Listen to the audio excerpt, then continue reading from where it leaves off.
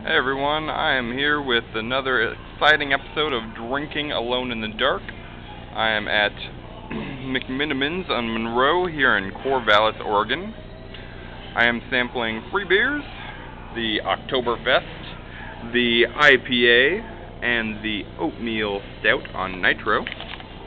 This is your faithful companion, Will, here, and I am going to tell you all my ideas and thoughts about this wonderful beer brewed by Gary Nance, way over there in the brew house, working away so that we can have delicious beer.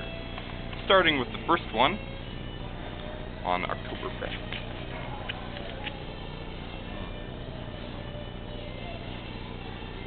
Now, what you may not have noticed is it did have a thick, rich head, a great orange-like aroma with malty sweetness, the European noble hop quality. And no, I'm not talking about that skunk stuff that you might find in a green bottle every once in a while. The taste really doesn't disappoint. It's not aggressive. It's got a delicate balance, very smooth, very quaffable. It is a little woody, which I have always thought of good Oktoberfest beers, and so it's wonderful, honestly.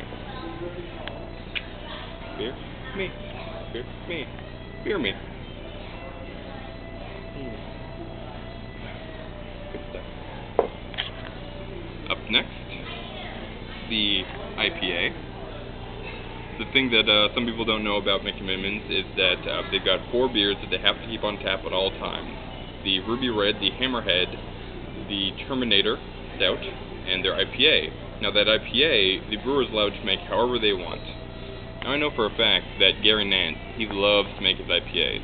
If you read my blog, you'll know that if he had one beer that he could make left, if he had time in his life to make one final beer, it would be the IPA. It'd be a little bit bigger than this one, but this is what he would make.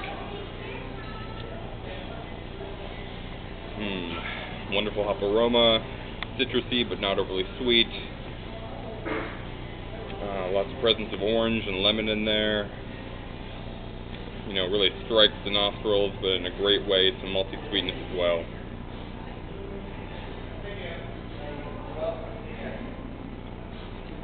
And it does not disappoint. Every time I go to this place, I've got to get the IPA. You should too.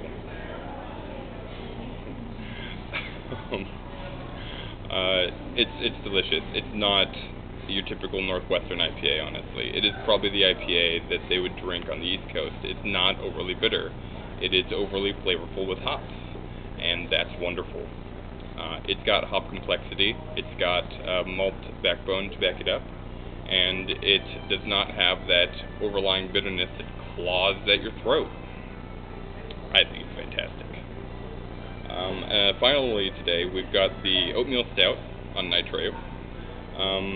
Of course, the reason a lot of people put stouts on Nitro is that some people think that the roastiness is a little bit too much for them, much like bitterness can be.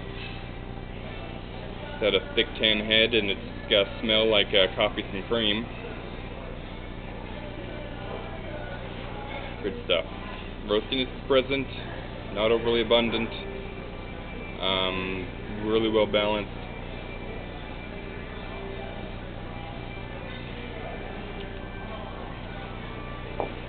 Personally, and I know you're all going to lynch me for saying this, but I would rather have that roastiness really come through more, and I think the Nitro sort of tones it down a little bit. Matter of opinion, not a fact. A lot of people love the Nitro. Me personally, I would just as soon do away with it and just really get that dark roasted coffee flavors from it. But what this one does present is a really nice balance of roastiness and probably a high crystal malt body. There's some sweetness to it. There's a lot of flavors. It's not a terrifically complex beer, but it's very drinkable and very nice.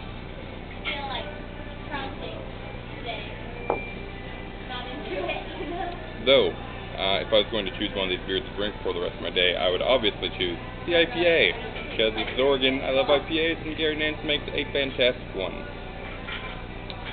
So, that's all I have for today. But, for those of you still paying attention, this is Will, the Beer or Die specialist. And for those of you watching, I suppose it's the Drinking Alone in the Dark specialist. You all have a good one, and drink deep.